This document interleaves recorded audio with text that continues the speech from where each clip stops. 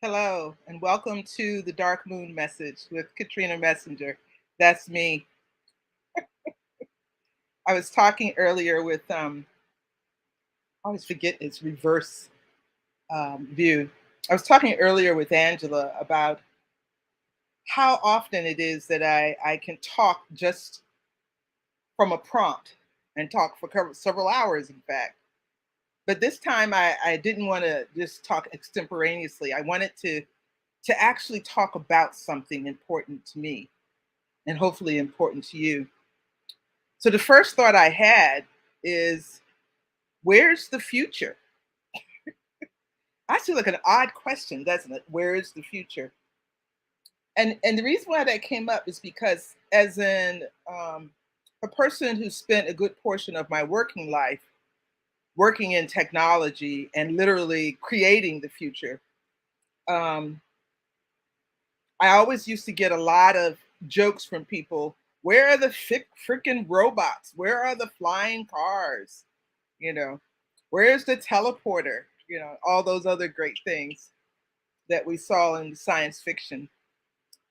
And I laughed and would say, I'd make up some story. Like I have a running story that the reason why you don't have flying cars is because there's, the liability, cars falling out of the air. So we in the 70s, all the engineers in the world got together and we vetoed flying cars. So every once in a while, some engineer will sneak out and build a flying car, and then that's okay. We'll assign a crew to them to re-educate them and get them back on to track and things like that. But it's really funny that we say, "Where's the future we were promised?" As if um, we were the ones, the technologists were the ones that literally was promising this future. But what was really promising this future were writers, science fiction writers. They're the ones who promised us lots of different kinds of futures. They promised us that there would be war. They promised us that there would be famine. They promised us that there would be space travel. They promised us that we would put aside all our troubles and work together. They promised us a future that we have yet to comprehend, that we're living in right now. That's where the future is. The future is now. There are so many things that are in our world now that we could only dream of only a short time ago, but they're present. And so when folks talk to me about where is the future, I often tell them, look around, you're living in it. And that's important because we're always doing things for the future, right? For the future generations, for the future da da da da, for the future of the planet, for the future of the human race, for the future of the ecosystem, for the future of our democracy, such as it is. And so we act as if the future is not something that we're co-creating together right now. And so I chuckle. The future is now was one of those catchphrases not so long ago. But one thing we didn't envision, well, we did to a certain extent with Orwell's 1984, was the proliferation of information that's not actually credible or helpful. And it really is a interesting dynamic that we had now have people whose job is to take the news as it is and make it more interesting or make it more how you say exciting or thrilling or frightening or whatever. And it's just like those people in 1984, the novel, who were getting little things in the little tubes and opening them up and then rewriting the exact same story with a new twist. And that's exactly what we're getting. So it's the science fiction writers who promised us that we would have access to a lot of different types of futures. And what they were trying to do was to get us to choose which one we wanted.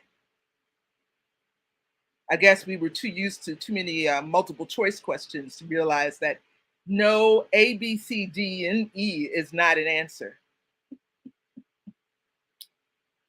And so here we are now living in a world where there's so many things happening that not really. Um, I tend to be a reader of news. Like I'll read the Post, I'll read the Guardian. I used to listen to Rachel Maddow, but that became difficult over time. So I prefer to read my news. And every once in a while, of course, the New York Times and the New Yorker. But what was interesting to me was what's been happening in my household as of late with the news. My brother likes to watch the news. He listens to the two major national broadcasts on local television, um, and he listens to local news to learn about local things. And I got so tired of hearing that drone. But then one morning, instead of watching the local Fox affiliate, which is truly local, it's not the cable TV Fox News by any means, he turned to one of the other national brands, like Good Morning America or whatever it was, and literally every 30 seconds they had another lead to read, and every single one of the leads was about horror, terror, massacres, death, emergencies, guns, suicides. It was just like I literally came out of the bathroom going, "What the hell does he have on?"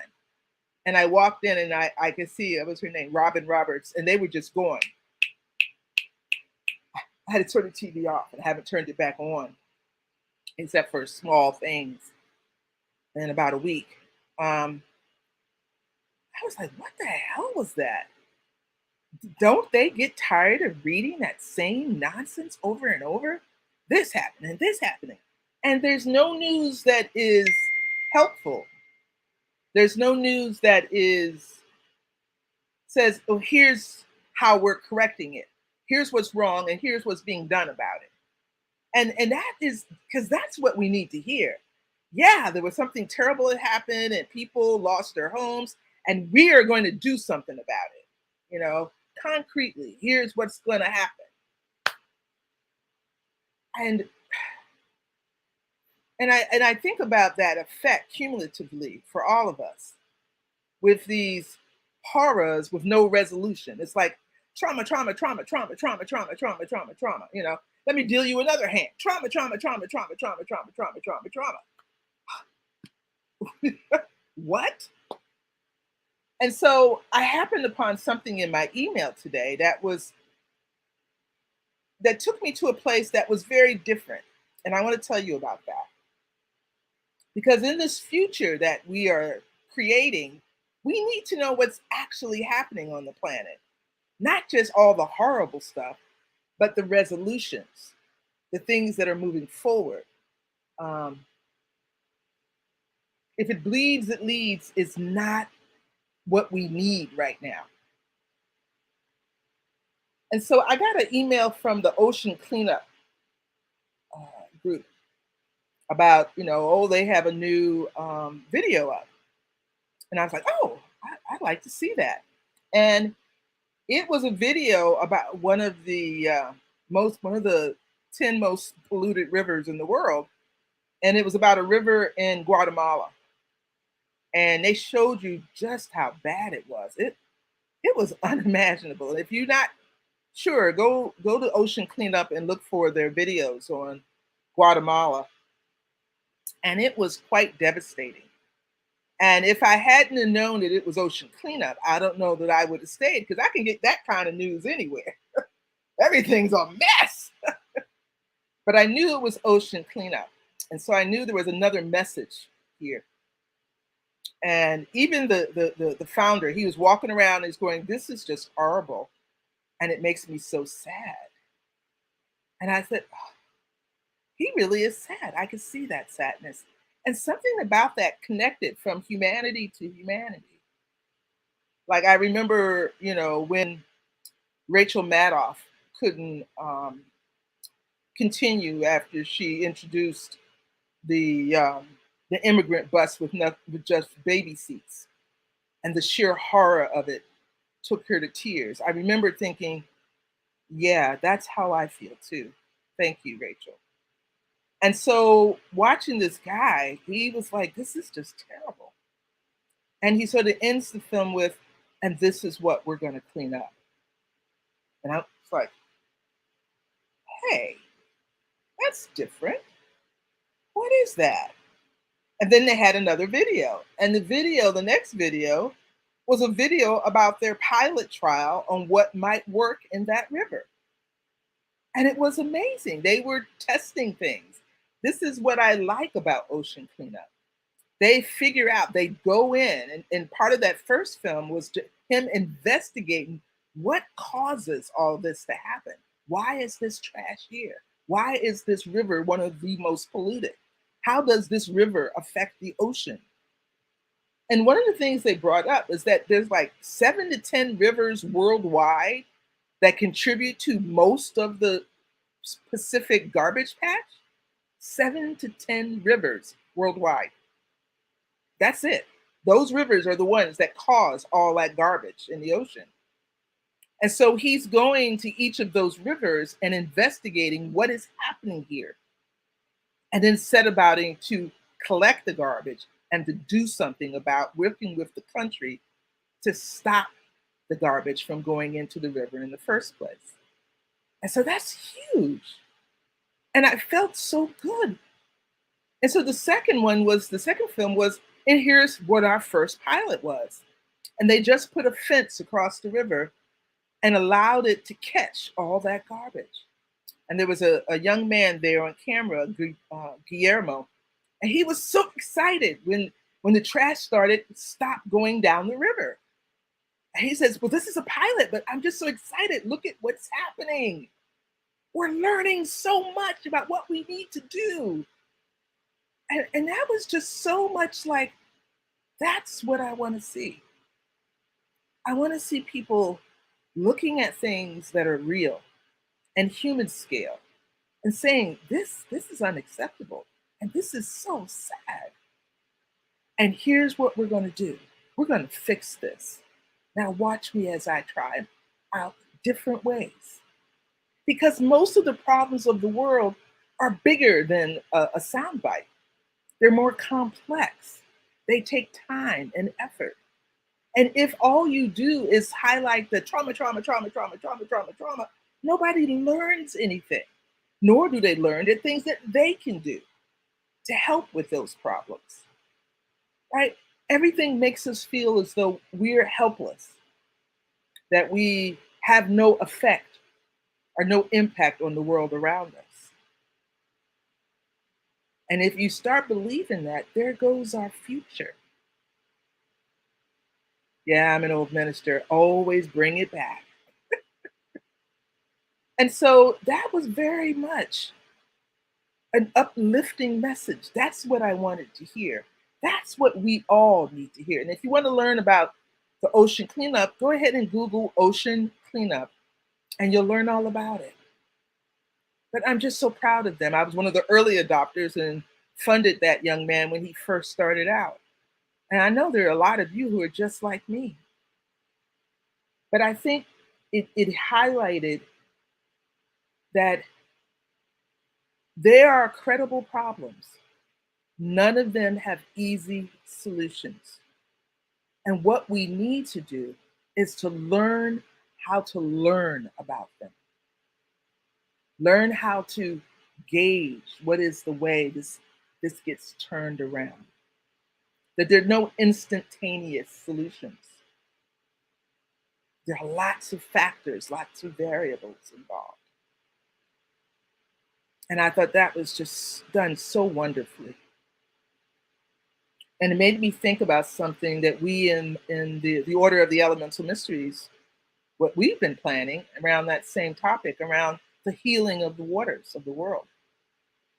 Way back when, I think it was Louisa Tish started the Waters of the World healing working and passed it on to her friend Starhawk, my friend Starhawk, who then brought it to the Reclaiming Witch camps. And we were doing healing the waters of the world at every camp.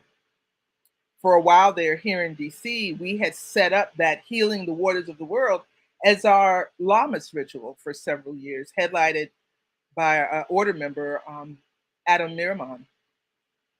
But now we've gone a different way. We're taking that brilliance of that waters of the world and we're creating our own working. And we plan to share our healing ritual for the waters with the world.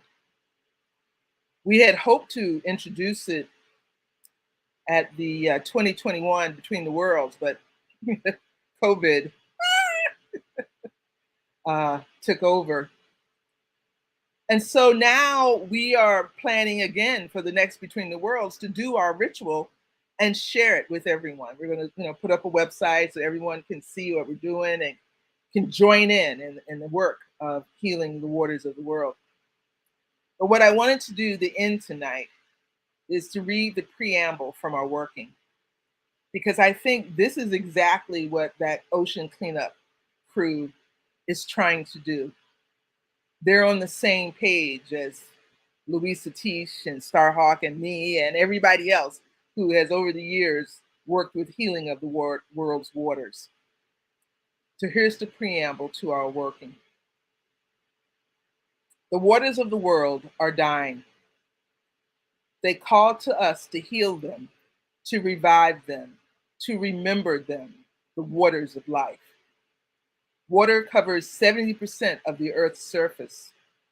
Ours is the only planet in our solar system that is primarily composed of liquid water. And every living thing on this planet mimics it by also being composed primarily of water. All water on Earth is connected. Even if you don't live near the coast, water that goes down your drain or runs off from your yard eventually makes its way into the ocean. A watershed is an area of land that drains all the streams and rainfall to a common outlet, such as a river, a reservoir, or a bay. For example, there are 13 major tributaries to the Anacostia River here in DC.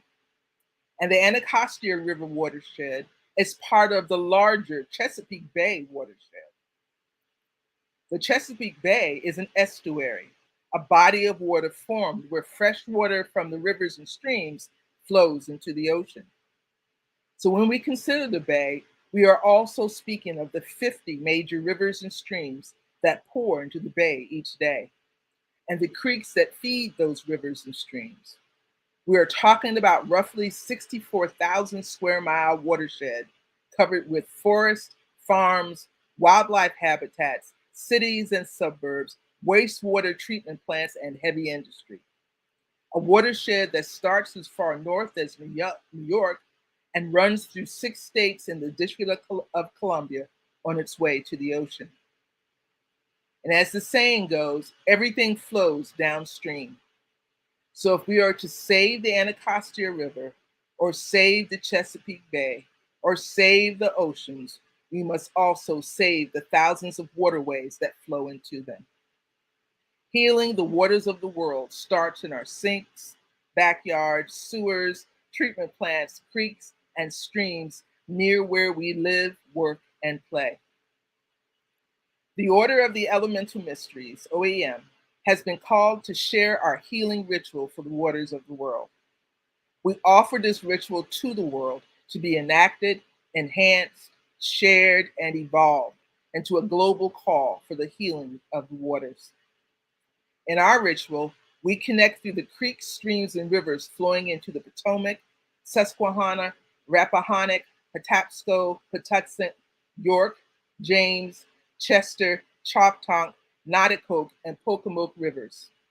These mighty rivers flow into the Chesapeake Bay and then into the Atlantic Ocean, from where they connect to all the oceans of this world and back into the atmosphere as rain that falls and flows across and within the land.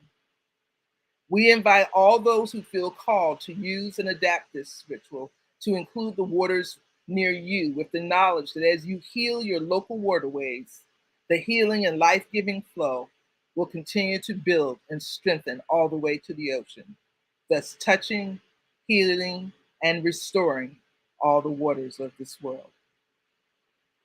I'd like to salute Ocean Cleanup. They exhibit an, an incredible global holistic view. Thank you for the work you do. Thank you for the knowledge you give us so that we know that we can have an impact. And thank you to all of you who are willing to step up and come and hear about the healing that is present here, right now, in our future. Thank you.